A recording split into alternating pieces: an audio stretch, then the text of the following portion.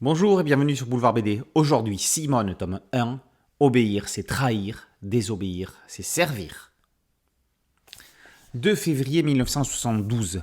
À la tronche, à Isère, Simone Lagrange aperçoit à la télévision le visage d'un homme qu'elle semble reconnaître.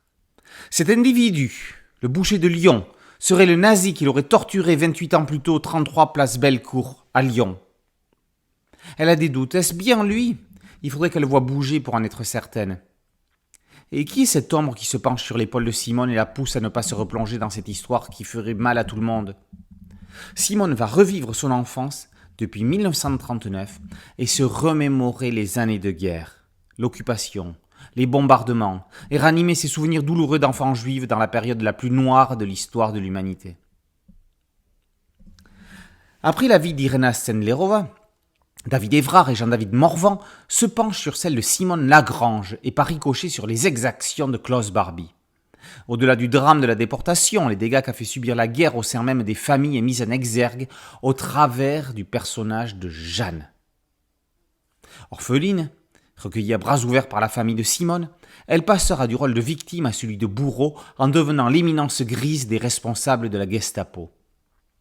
Simone Lagrange est née Simi Kadosh. Elle deviendra l'un des témoins clés du procès Barbie, mais ça l'histoire le racontera certainement plus tard. Engagée très jeune dans la résistance, elle sera la face opposée de Jeanne, des Caïn et Abel de la Seconde Guerre mondiale. David Évrard montre une Simone déterminée, n'ayant pas froid aux yeux. C'est une réelle enfant de la résistance. Jeanne, elle, est satanique et porte en elle l'injustice qu'elle a vécue d'avoir perdu ses parents. Quant à Klaus Barbie, il porte en lui la fourberie des dirigeants nazis. Comment pourrait-on se méfier d'un brave homme qui caresse un chat ? Mais quand le regard de haine prend le dessus, le requin laisse apparaître ses dents acérées. Évrard a le pouvoir rare de rendre glacial un dessin en ligne claire que l'on classerait tout public. Quand on parle de personnages au pouvoir exceptionnel, on pense à tort aux super-héros de fiction.